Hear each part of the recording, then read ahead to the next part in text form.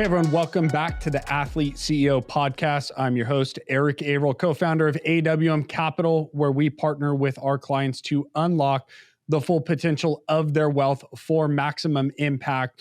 And one of the things that we believe to the core at AWM is that the greatest driver of your net worth is your human capital, your own ability through the combination of your physical talent, your intellectual talent, and the leverage of the network of relationships you have to monetize in the future. And so this podcast, the Athlete CEO podcast, is all about bringing you access to the knowledge, the skills, and world-class experts to help you unlock the full potential of your wealth in human capital. And so today we get to have a fun conversation with Doug Fillis, who is the founder of Accelerate Sports Ventures.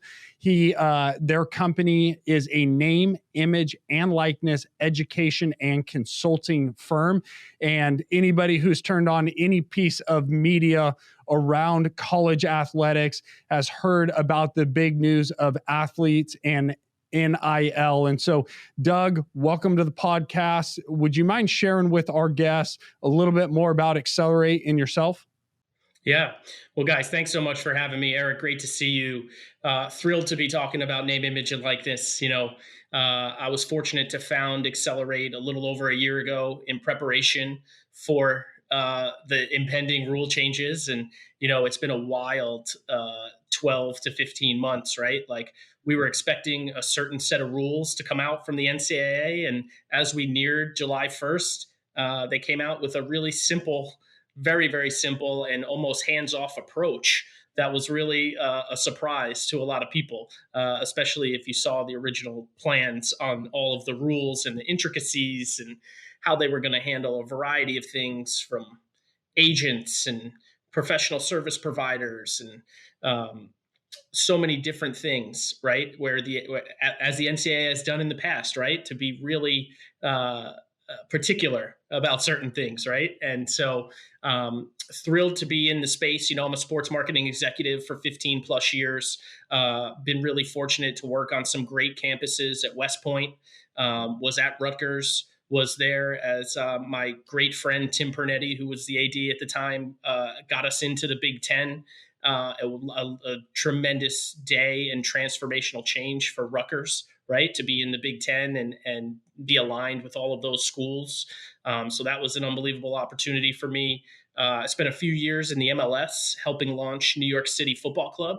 Was an expansion team back then. And, I got a lot of great relationships with the front office of the New York Yankees. And that was a big part of going over there. They're a part owner of the team.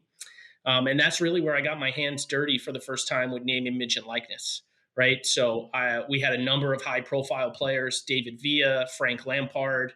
Our general manager, Claudio Reyna, wasn't doing endorsement deals. Our head coach, Jason Christ, was doing endorsement deals. So I was working with their agents, sometimes in concert with our team sponsors and sometimes in conflict, right? Making sure that we can make it all work together.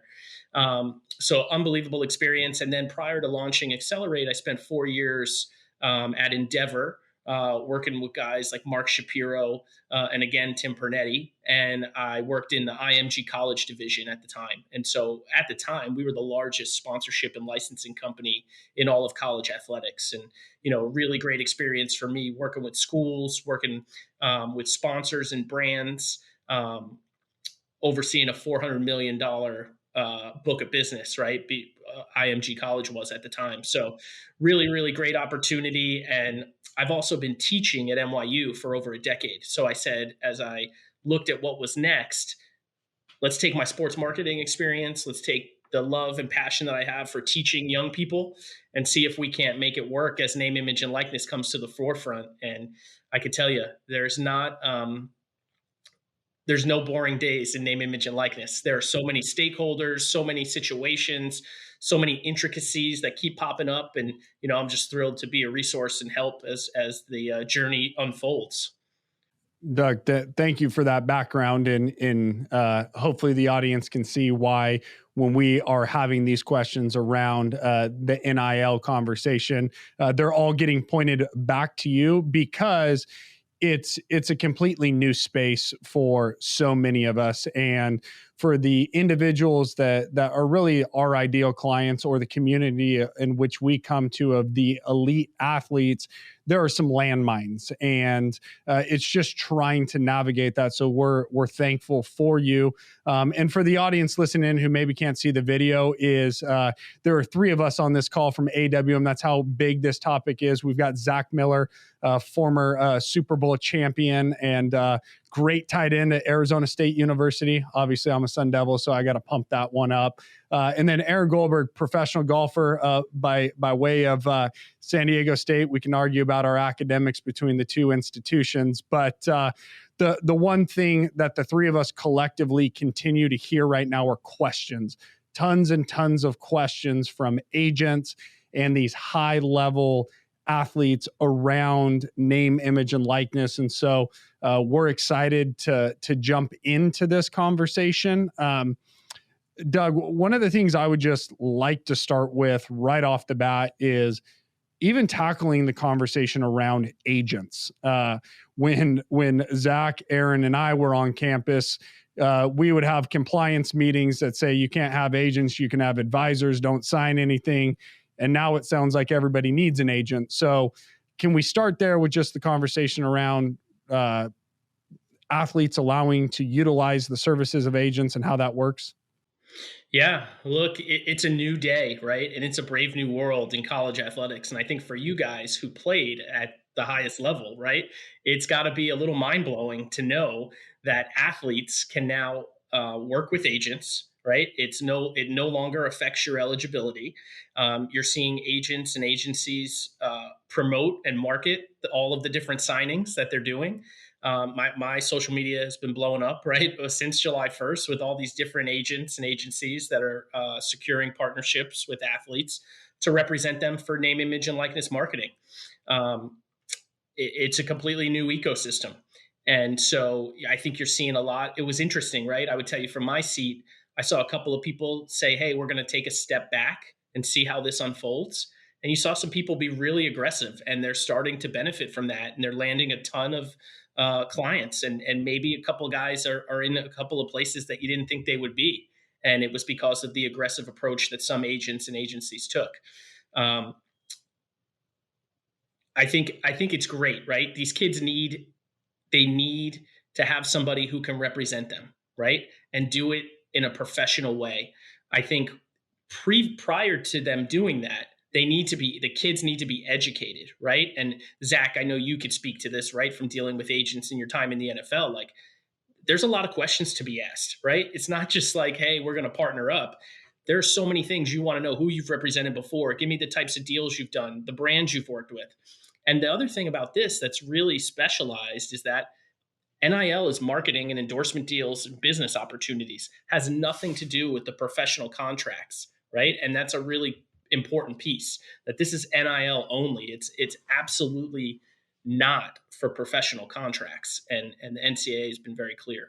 And can I jump in there and just ask you, so in enforcement wise, I know the colleges are really going to be focused on complying and not having their elite athletes basically jeopardize their eligibility. So can you talk a little bit about how the NCAA is going to regulate some of that? Because I mean, endorsements are one thing, but if they're really getting these guys early in endorsements and just kind of leveraging them into eventually being their contract representative, I mean, how is the NCAA gonna? I mean, for the NCAA athlete that's elite, what should he be worried about? What should he stay away from? How should he think about hiring an agent to do the marketing, but staying eligible so he can show the NFL what he has?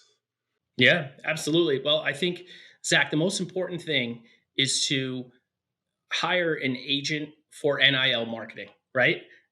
You're not signing anything beyond, we're working together on NIL. And I think that's the most important thing. And, most school compliance offices have been really good, especially the ones that I've dealt with, in terms of, hey, we want to make sure that we keep you eligible first and foremost, right? Like that's almost the biggest part of a compliance officer's job right now is we got to make sure we keep our players eligible. Let's not let them step on their toes. Let's make sure they're aware of what to do. So as long as you stay in the NIL lane, I think you're going to be okay. There's a lot of questions, Zach, out in the NIL world, or just there's a lot of um, concern about the NCAA in general right now, just as a organization. But they've taken a hands off approach. They've been clear that there are still certain rules within the NCAA guidelines, right, that you can't veer from. But as it relates to NIL, you're allowed to cut deals, you're allowed to work with agents, and for me, it's great for the kids, right? This is about opportunity and empowerment. And even if you're forget about the 5-star athlete. I mean, you're seeing walk-ons getting deals in NIL. If you guys saw what Built Bar and BYU just did, like there's some really cool, creative, and innovative things that are going on. And it may not be life-changing money, but it's putting some money in the pockets of these kids. It's giving them an opportunity to not be, you know, looking for their meal, looking for some money for the weekend, and they're doing work in return for that. So I'm excited for them to be able to profit off their name, image, and likeness, and excited for where all this is headed. One of the things I would love to hear your opinion on is, I absolutely agree. As a former student athlete, I think it's fantastic, right? I also think it's incredible that the NCAA recognized that that we need professional help in business relationships. So that's a win-win. My question is, I'd love to hear, what do you say to the agent and agencies that this is actually opportunity and curse? Because their infrastructure is not set up for this. And now the expectation of so many of the athletes is, for agencies to start producing money for them. But in reality, I think coming from someone who owns a business, businesses are not in the business of handing out free money. They're in the business of trying to partner to drive more revenue to their company. So I just love to hear I imagine you're having these conversations. How are agents responding? How should they be responding? What advice do you have for the actual agents? Yeah, it's been really interesting, guys, right? Like the different approaches that agencies and agents have taken, right? Again, back to, some were super aggressive out of the gate. Some said, "Hey, let me sit back and see what happens here. How is this space going to evolve?" I'll tell you 3 words that I've heard from agents that gives them pause, right? And it's eligibility, disclosure, and compliance, right? And those are 3 things that you don't have to deal with, right, when you're cutting deals on with a pro athlete. And so there are some intricacies to this college space, right? Look, there's no uniformity right now, right? So in 50 states, you have different rules, right? There's a number of states that have state laws around NIL, and that governs the NIL for the state. There's other states where there's no NIL law, and each institution is making their own NIL policy, right? And so you don't have any standards and uniformity, and that's a problem, right? If you're an agent and you're working with multiple athletes in multiple states, you've got 2 different sets of rules, right? And who's keeping track of that, and who can help you as you navigate that process? So that's a lot of the conversations I'm having right now of, hey, we've been studying this stuff for 18 months. We've been working with different states, different schools. How can we help the agents so that they don't create any issues with a disclosure, with an eligibility for an athlete? So that's a lot of it. It's also been interesting to hear the agents talk about, what's the ROI going to be on this thing? Where do they think this marketplace is going to go? And you've started to see, like, a number of quarterbacks are cutting some really nice deals, right? And kids are being creative. Today, there was a deal at Alabama for an athlete whose nickname is Kool-Aid, and he did a deal with Kool-Aid, right? So there's some really unique and creative things that are going on. You're seeing kids who are becoming entrepreneurs and business owners. The quarterbacks at Miami and Florida State partnered together to launch a company themselves. Like, really great and interesting stuff. And we're trying to make sure that we're being as helpful as possible as agents reach out to us and ask about the intricacies, right? Because what agents are great at, in my opinion, right, is building and cultivating relationships and closing deals, right? And so all of this nuances of NIL and the collegiate model, disclosure, compliance, eligibility, someone like us can be really helpful as they navigate, to help them navigate that process.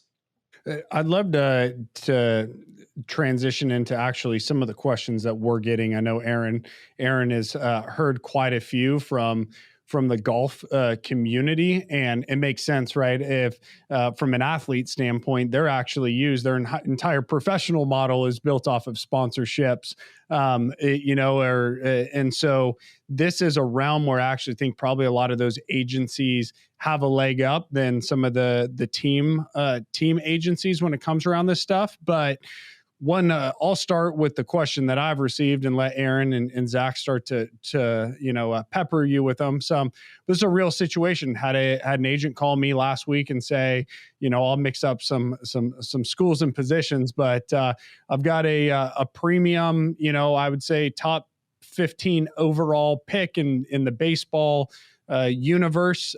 He's at a high profile school. Let's call it LSU. In baseball, we have 11.7 scholarships, right? So they are not on full athletic scholarships. Some of these schools figure out ways to get you other money, right? Through academic scholarships or through financial aid. And the agent's concern is, okay, if this player goes and does an NIL deal, is this going to impact his funding from the academic scholarship and the financial aid? What advice would you give that family and that agent?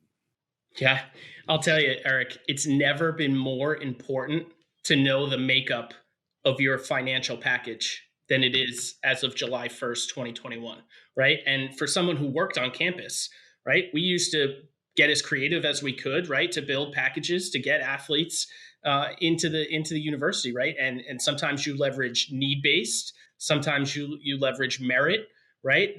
And you leverage the scholarship pool that you have, right? And particularly in a sport like baseball, where every kid is not on scholarship, right? You got to get creative, right? You're giving people half a scholarship, right? And all those sorts of things. And so particularly where athletes packages are made up of need-based aid, an NIL deal could flip that formula, right? And this is something we're having a lot of discussions about with schools and compliance offices about, hey, we really need to make sure that we're bringing financial aid in to talk about what the student is receiving. And I'll take it even a step further with Pell Grants, right? Where I had a parent ask me this a few weeks ago. Hey, do I need to be concerned about my Pell Grant if our NIL money starts coming in? Yeah. There's a little bit of a lag. Pell Grants don't happen, in terms of the way that they review it. But if you're a freshman or a sophomore, that's something you got to be really thoughtful about, so that, if you're getting $20,000 from a Pell Grant, you certainly don't want it to go away. And basically the example that the parent walked me through was, well, what if I take away my Pell Grant and in exchange for revenue, but now I'm getting taxed on the revenue. So at the end of the day, it turns out to be a loss. And certainly nobody wants that, right? That's not why NIL was put in place. But you do need to have your T's crossed and your I's dotted on what your package is made up of, because you could have some unintended consequences. Yeah, and before we move on to the next question, I think your point there of, hey, and that money's after tax. So you had mentioned, we tell all of our athletes, right? This, like, the minute you turn professional, it's because you're being compensated to do something, which now means you have business implications, whether you're going to pay attention to it or not.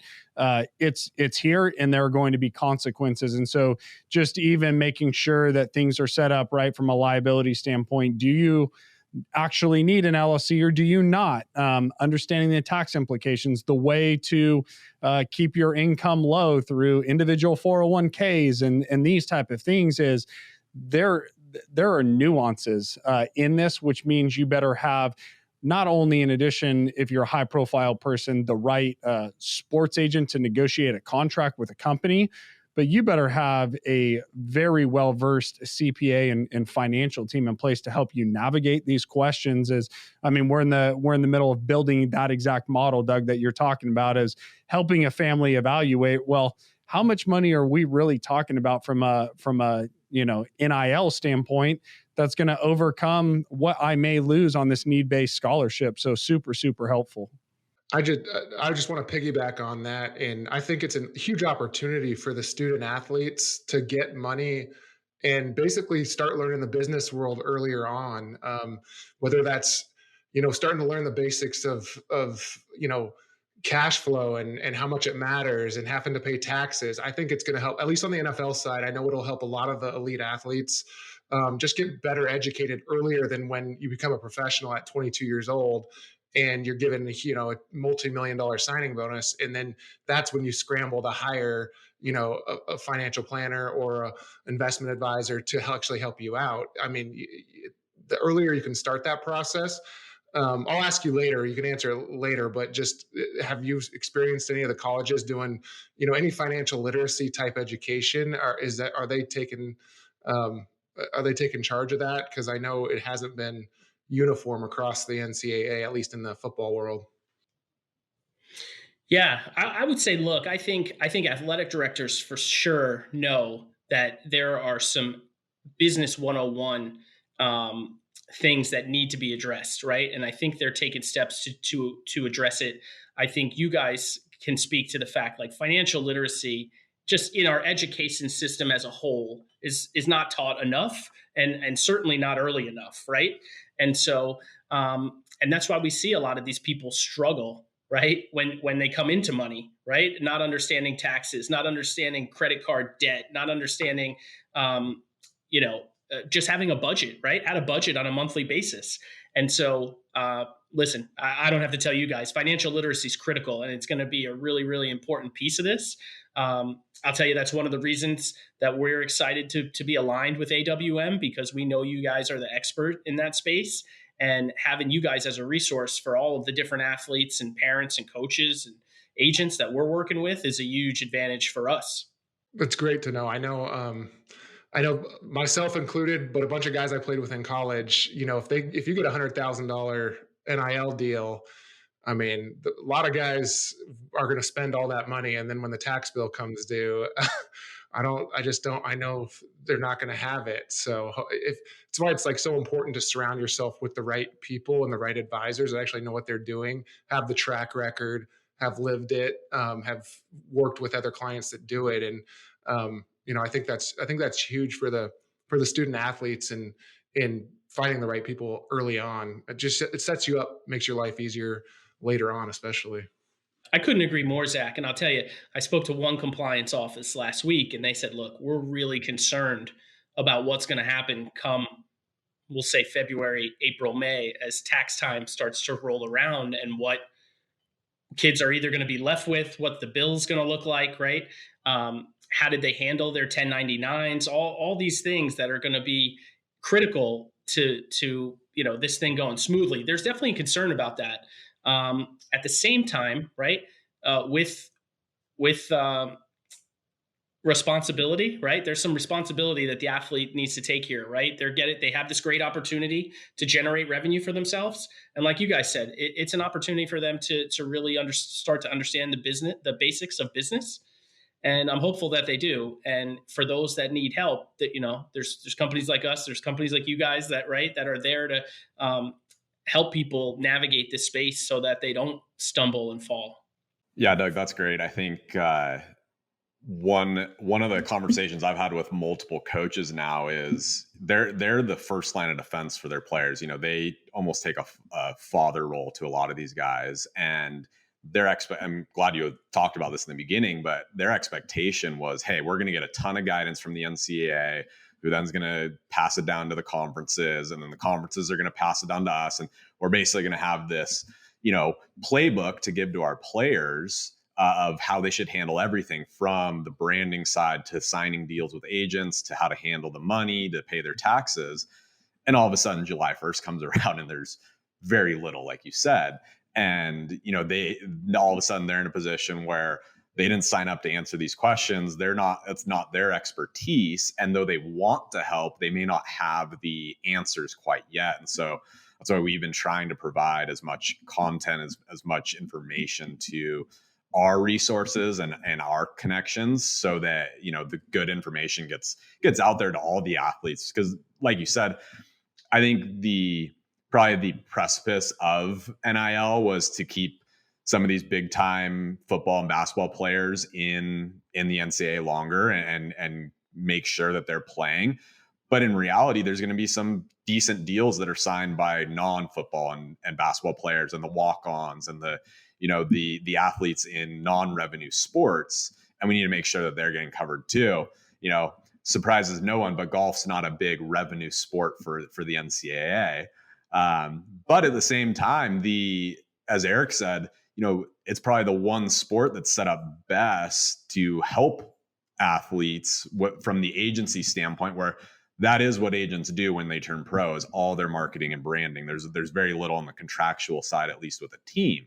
So maybe you can speak a little bit to the importance of maybe where that line should be drawn of, hey, I need an agent to help me with my NIL deal, or hey, you know what, this is just a one-off little deal that I can probably handle myself. Yeah, I would tell you a lot that the market's gonna dictate that, right? Like, we've seen agents and agencies going after a number of high profile players, right? And so they've had their pick of who they want to be with. And I've also heard from a number of athletes who've said, hey, I'm trying to decide if I need an agent or not, right? Or do I need an advisor rather than an agent, right? So it's been interesting.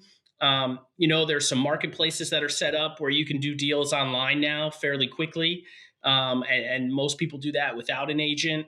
There's it's a lot of relationships, right? Like I oversaw a lot of local sponsorship business in college athletics, right? So think about wherever you went to school and the local pizzeria, the local car dealer, like the local restaurant, like there are places that are ingrained in that college community, and they're going to be doing deals with people that they know, right? And people that have been coming into their establishment for years. And I've seen that at so many campuses already, right? So, and kids are doing it themselves in those cases, right? Where they know they have the relationships established. If you're going back to your hometown, right? And your neighbor runs the State Farm dealership or the pizzeria, whatever it may be.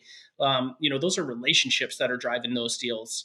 I think some of the interesting things that come up, right, is a kid wanting to run their own camp, right? And making sure that they're set up structurally for insurance and waivers and knowing the right things to do if you're going to try to run a camp on your own, right? So there you might need some help, right? And who's the right help there?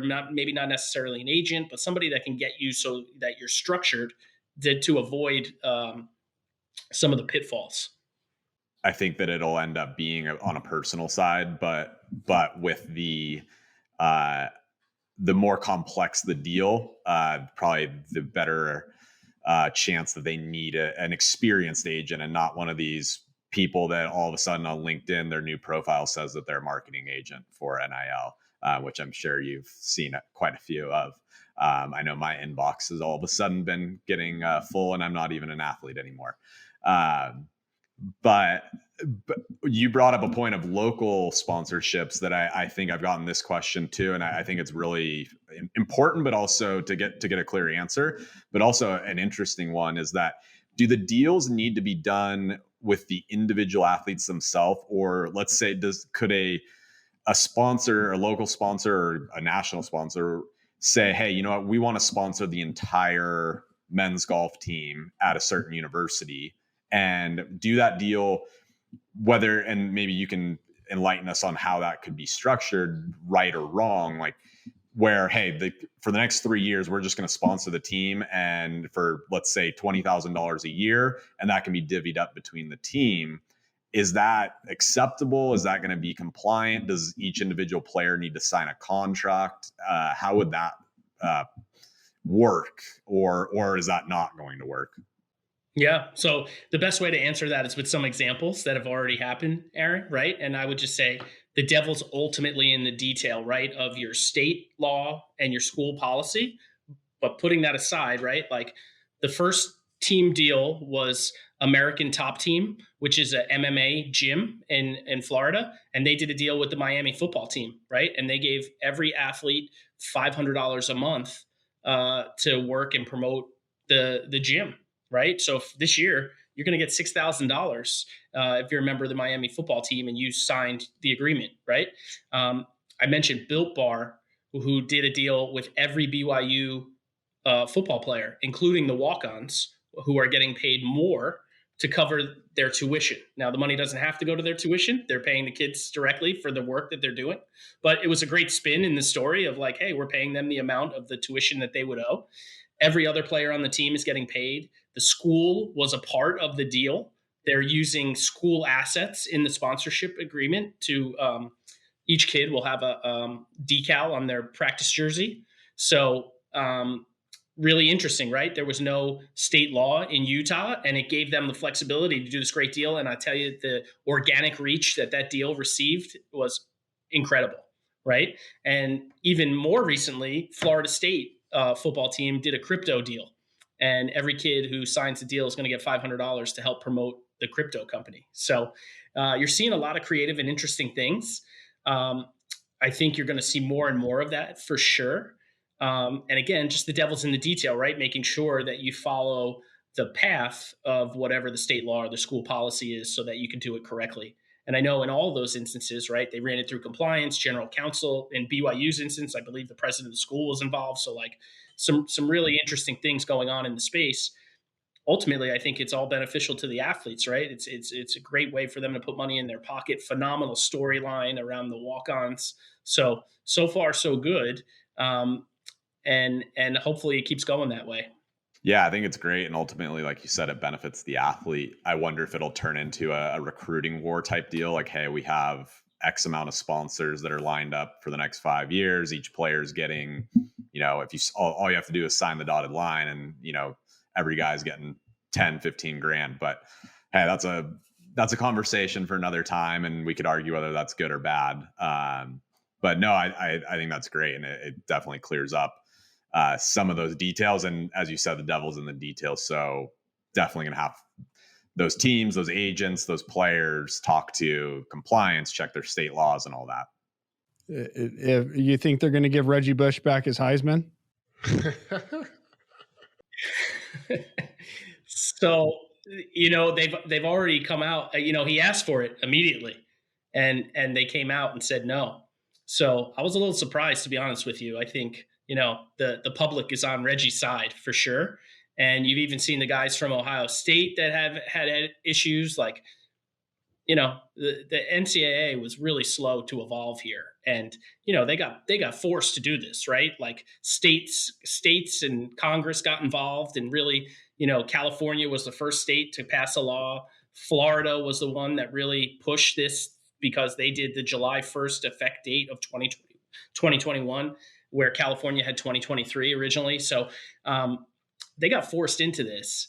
And, some of the stories in the past where guys, getting losing eligibility over just ridiculous things. And I'm happy that we're here today, right? The athletes could take advantage of this. And I'm excited for them who are strategic and intentional, because I think you're seeing the ones that are so far really flourish. Well, Doug, I want to be sensitive to time.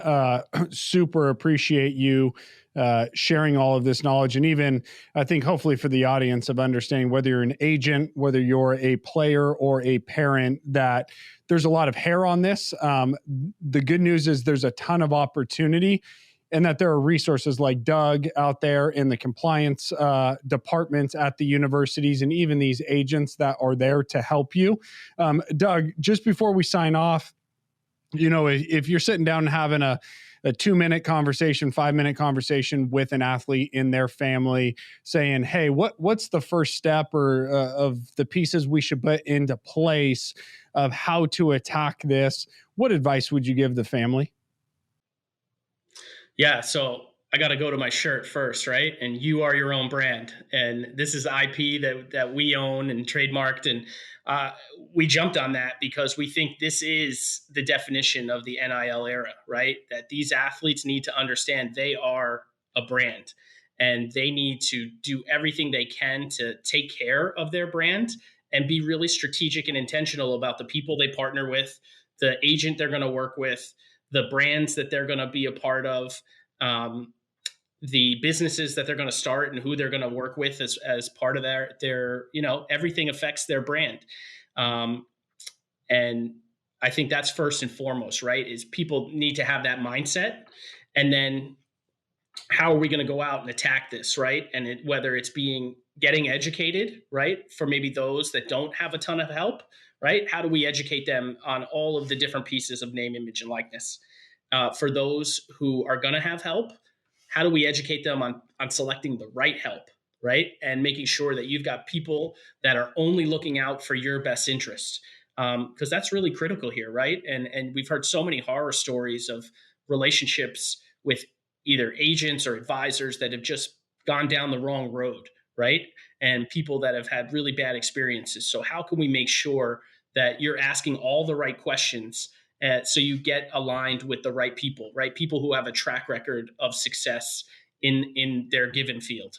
Well, Doug, on behalf of Zach, Aaron, and myself, thank you so much. I could not agree more with that summation. I think we just had a recent podcast with Evan Parker, one of the co-founders of The Athletic, and we talked a lot about brand, and really brand is a subset of the business that you are in. And so I think putting that diligence in that work of asking, what is the value that I can provide to these companies, which also means aligning your values along with the monetary side of it. So highly, highly encourage everybody to go over to Accelerate's website. We'll make sure it's in the show notes, athleteceo.com. We'll make sure Doug's information's in there, his Twitter handle that he's over on a lot. And I know that he is all about education and will be able to provide tons of resources to you guys. So once again, appreciate you guys. Hopefully this is valuable. And as always, own your wealth, make an impact, and always be a pro.